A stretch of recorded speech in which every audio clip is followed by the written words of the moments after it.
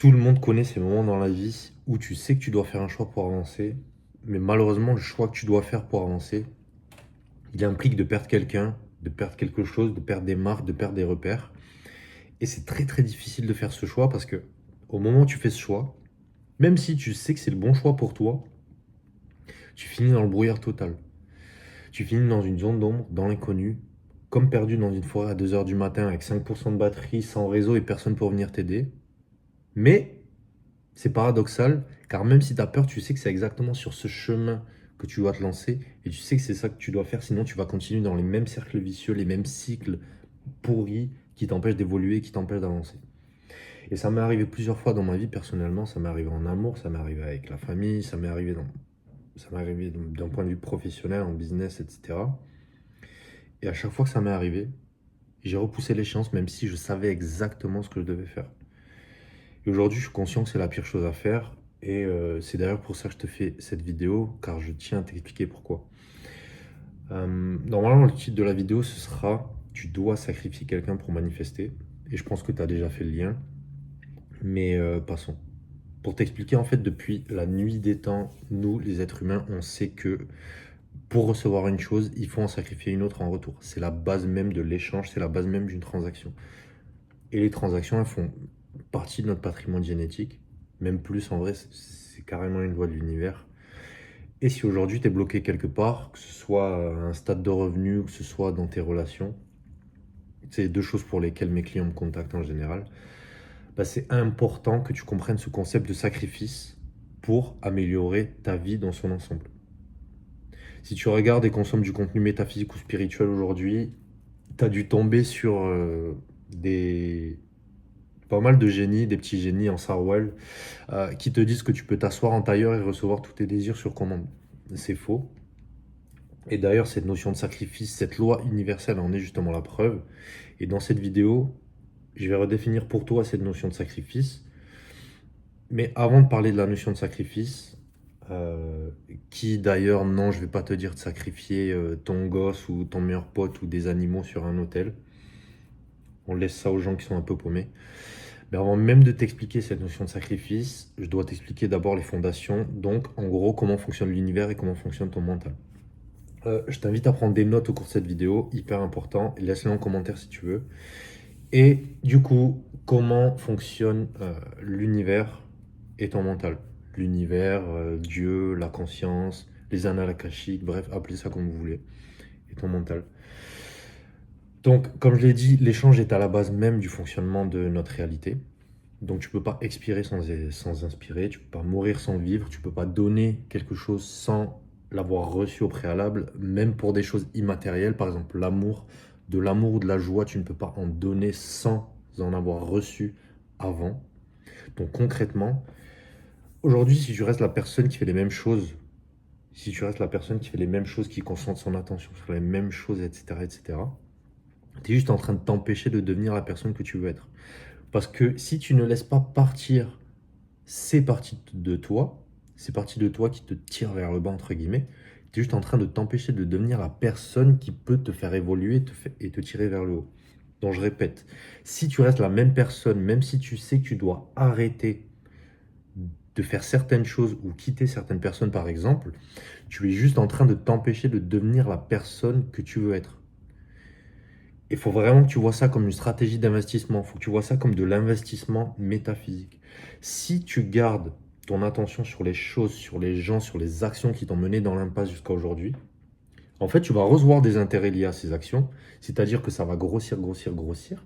Et si ces choses-là te stressent, te frustrent et t'empêchent d'évoluer, ben, qu'est-ce qui va se passer dans ta vie? Ça va se consolider, tu vas être encore plus stressé, encore plus frustré, tu vas encore moins évoluer. Et même si aujourd'hui tu penses que toutes les choses qui t'arrivent aujourd'hui, tu ne les veux pas, désolé de te le dire, et d'ailleurs moi j'ai vraiment eu du mal avec ça, mais tu es en train de les nourrir au quotidien car tu concentres ton attention exclusivement sur ces choses-là. Et tu dois voir le placement de ton attention, de tes pensées, de tes émotions, comme je l'ai dit, comme un investissement. Donc bref, tu as compris, si tu investis sur les mauvaises choses, tu donnes de la force aux mauvaises choses, et en leur donnant de la force, elles se multiplient. Donc ça, c'est le sacrifice que tu dois faire. grosso modo. Tu dois arrêter d'investir sur les mauvaises choses. Et dès qu'on parle de sacrifice, les gens pensent compromis, don de soi, putain, je dois tout donner, ça me fait chier, etc., je vais tout perdre. Alors que concrètement, ce que ça signifie, juste, c'est de laisser partir les choses qui ne te servent plus. Ça, c'est inutile, ça dégage, pour laisser de la place à ce qui est important, ce qui permet d'évoluer. Et l'exemple le plus parlant dans la nature, c'est celui de la chenille qui se transforme en papillon. La chenille abandonne son enveloppe qui rampe et qui galère sur terre pour devenir un beau papillon qui peut voler partout où il veut. Et oui, comme j'ai dit au début de la vidéo, ça fait peur, mais c'est exactement ça qu'il faut faire. Il faut laisser partir cette version de toi, comme la chenille laisse partir cette enveloppe pour devenir une version plus haute, plus élevée d'elle-même, c'est-à-dire le papillon. Mais moi, quand je parle de laisser partir ces parties de toi, je parle essentiellement de tes croyances, de tes émotions et de tes pensées, et des choses sur lesquelles tu places ton attention aujourd'hui. Parce que, en fait, le toi qui est en quelque sorte un papillon, le toi qui a atteint tous ses objectifs, ben, il n'a pas les mêmes croyances ni les mêmes compétences que toi aujourd'hui. Il n'applique pas son attention sur les mêmes choses que toi aujourd'hui. Et c'est un fait. C'est un fait, et même toi, tu le sais de toute manière. Il ne résout pas les problèmes de la même manière, et je suis persuadé qu'il ne réagit même pas de la même manière aux problèmes que la vie lui envoie. Donc ce que tu dois faire concrètement, c'est te déconditionner, c'est laisser partir cette partie de toi, c'est te crucifier. Le symbole de la crucifixion dans la Bible, c'est exactement ça, c'est laisser partir la partie de soi, entre guillemets, qui est plus basse. Je ne sais pas comment dire exactement, mais bref, laisser partir cette partie de toi qui a une basse fréquence, la sacrifier ces parties de toi et laisser de la place à la version élevée de toi-même. Et je suis persuadé d'ailleurs, tu as déjà des intuitions sur ce que tu dois faire. Tu sais déjà vers quoi tu dois te diriger, quel risque tu dois prendre, quelle chose tu dois laisser partir et quelle chose au contraire tu dois laisser venir. Mais tu as peur. Tu as peur parce que c'est une zone inconnue, c'est une zone inconnue. Donc concrètement, même si ça te fait peur, ce que tu dois faire, c'est en accepter les conséquences. Et la conséquence, c'est-à-dire cette zone d'inconnu, cette zone dans laquelle tu vas tomber pendant que tout va se réajuster pour que tu reçoives ensuite des intuitions, des synchronicités et que le chemin commence à se paver petit à petit parce que tu ne sauras jamais exactement quel sera le chemin, ça n'existe pas. Par contre, tu auras toujours des petits indices à travers tes intuitions et à travers des synchronicités. Et pourquoi est-ce que ça marche comme ça? Parce que l'univers, en fait, l'univers, c'est un champ d'information.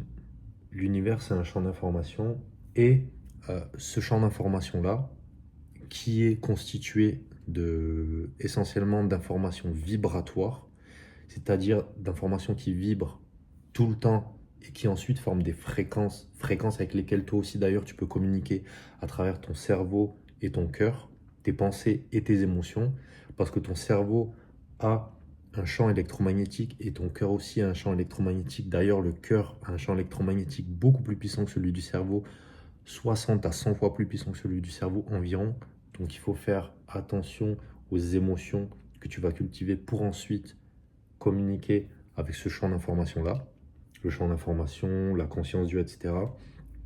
Et une fois que tu auras fait ça, une fois que les fréquences se seront alignées, d'ailleurs c'est déjà ce que tu fais au quotidien, de communiquer tes fréquences à l'univers, c'est juste que là malheureusement ça s'aligne à une fréquence que tu ne veux pas vraiment recevoir dans ta réalité, mais une fois que les fréquences se seront alignées par rapport à ton meilleur futur, ton futur où tu te sens bien, ton futur où tu te sens en paix, où tu te sens en sécurité, à partir du moment où ce sera aligné, là tu pourras recevoir ce futur-là qui va ruisseler à travers des intuitions et des synchronicités, et le chemin va être pavé pour que tu rejoignes ce futur-là. En fait, c'est un peu comme si ton futur t'attirait à partir du moment où tu arrives à connecter avec lui. Et comment connecter avec lui? Comme je l'ai dit, ça commence d'abord par le sacrifice de toi-même, ça commence d'abord par un déconditionnement, et à partir du moment où tu auras fait ce déconditionnement, là, tu pourras t'aligner au niveau de ta fréquence vibratoire à travers tes pensées et tes émotions. et ton futur va en quelque sorte t'attirer vers lui à travers des intuitions, des synchronicités, des actions que tu feras, des choix que tu prendras, etc. Tu sauras que ce sera ces choix-là que tu devras faire et pas d'autres. Et tout va s'aligner. Tu pourras manifester. Alors oui, dans le titre de la vidéo, j'ai mis manifester parce que je sais que c'est quelque chose qui fonctionne. Et en vrai, c'est juste un choix purement marketing. Mais tu ne manifestes pas vraiment. Les choses ne tombent pas du ciel, les biens ne tombent pas du ciel, ça n'existe pas. Par contre, les choses que tu manifestes vraiment, ce sera l'alignement. Et quand tu seras aligné, tu seras en paix, même si tu seras en train de prendre des risques. Et cet alignement-là va te faire manifester en fait des intuitions, des synchronicités et des actions que tu auras prises en quelque sorte à travers ton intuition qui te feront atteindre la réalité que tu désires, tout simplement. Donc voilà, c'est à peu près tout pour cette vidéo par rapport à la notion de sacrifice pour manifester. Et je te dis à la prochaine. Prends soin de toi. Ciao.